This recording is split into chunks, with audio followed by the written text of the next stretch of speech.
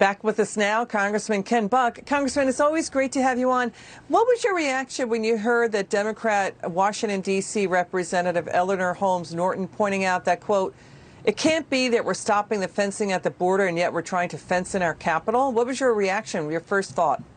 Well, it's one of the few times I've agreed with her on anything, but I think she's absolutely right. This fencing around the Capitol protects Nancy Pelosi from the hordes of people who are coming in across our southern border, and they refuse to enforce the laws, and it is a terrible human crisis. They refuse to call it a border crisis. It is a border crisis.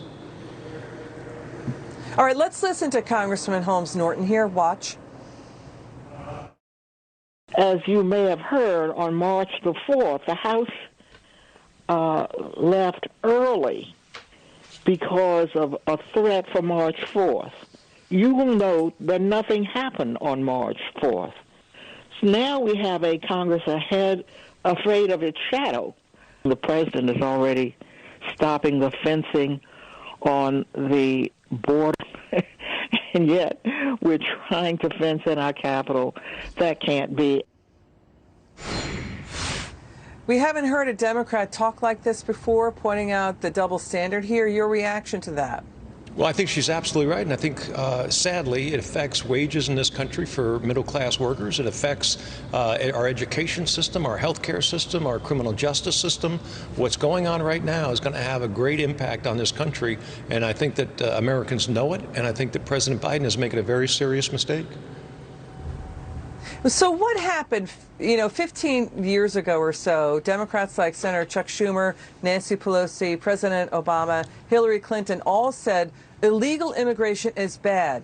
You need to come here legally. A number of those same individuals supported border barriers. What happened in the last 15, 20 years to make them change their mind? I think they're trying to appeal to a voting group, and they're failing miserably because the Americans in this country of all races and national origins recognize the terrible humanitarian crisis down there. It is truly a humanitarian crisis. People are dying trying to get into this country illegally, and the message that are being sent to those in Mexico and Central America are that the gates open, and the gates should not be open. We welcome legal immigrants. We condemn any kind of violation of the law.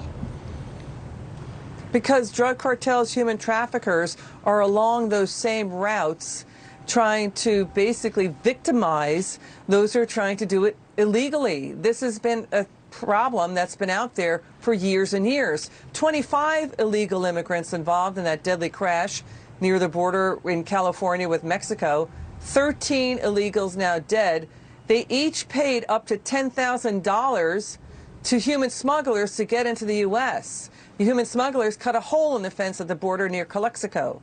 So this is the angles that we're trying to cover, that there's a human sacrifice, a human cost here. Your reaction? It's absolutely correct, and I think the story really we don't recognize the value of $10,000. That's the average yearly wage for someone in the countries that those folks were coming from, and the desperation is recognized. We have all kinds of strategies to try to help people in those countries. Inviting them into this country by sending terrible messages is really cynical, and again, I think the American people understand it, and these policies are very unpopular, and especially in my district in Colorado. Costa Rica has a border barrier. Mexico has border barriers. Europe has border barriers. Asia does. Africa does. We've seen it in the Soviet Union and Russia. We see it all across the world. How come the U.S. can't protect its border? Because there's no political will to do it. Not only do those countries have borders security, but they also have interior enforcement. They also have worker visa requirements that are rigorously enforced. If an American were to go to Mexico and try to work in Mexico, they would be arrested within days and deported. All right, Congressman Ken Buck, it's great to see you again. Come back soon. We love having you on. Thank you.